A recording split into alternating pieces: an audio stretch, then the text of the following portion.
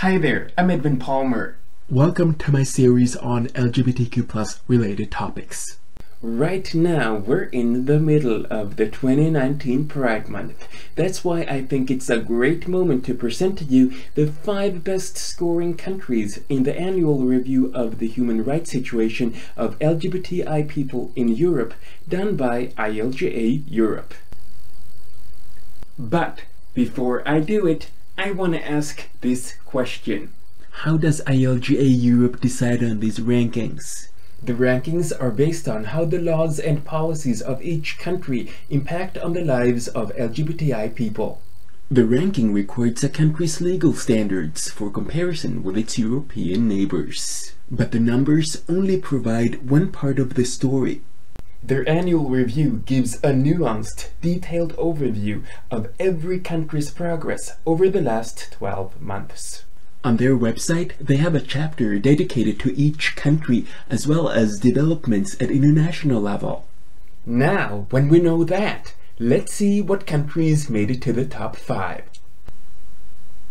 Number 5. Denmark. When it comes to freedom of association, NGO LGBT Denmark obtained core funding from the state of approximately 200,000 euros.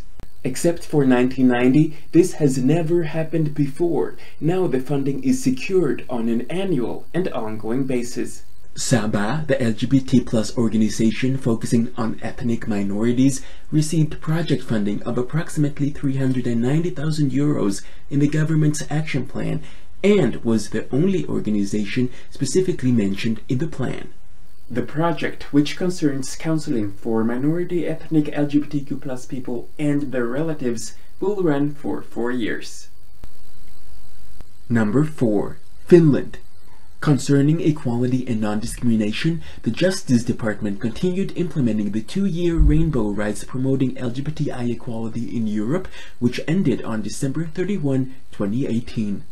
The project focused on mainstreaming equality and non-discrimination on grounds of sexual orientation, gender identity and expression, and sex characteristics in Finnish municipalities, raising awareness of LGBTI issues at the local and transnational level, and pursuing cross-border cooperation on LGBTI policy. On December 19, the Justice Department published a report on multiple discrimination faced by LGBTI people in Finland as part of the Rainbow Rights Project. Number 3. Luxembourg.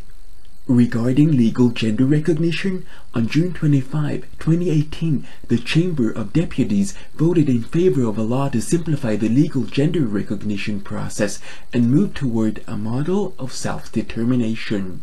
Under the new law, anyone wanting to change their name or gender marker on civil documents will no longer have to present any evidence of medical, hormonal, or surgical treatment, or a psychiatric diagnosis. Minors, citizens of Luxembourg living abroad, and citizens from other countries living in Luxembourg for more than 1 year will also be able to access the process. The bill was officially published and entered into force on August 10, 2018. Number 2. Belgium. In late 2018, the Flemish Parliament approved a new school curriculum for the first grade of secondary schools, making it mandatory for schools to educate students about sexual orientation, gender identity, and gender issues. Schools can now be subjected to inspections, evaluating their performance on these metrics. Number 1. Malta.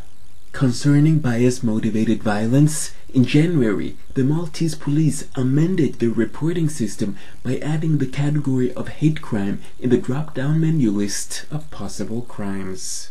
The police are currently working on adding more options which would allow people to choose the relevant ground as well, as is already the case when it comes to hate speech.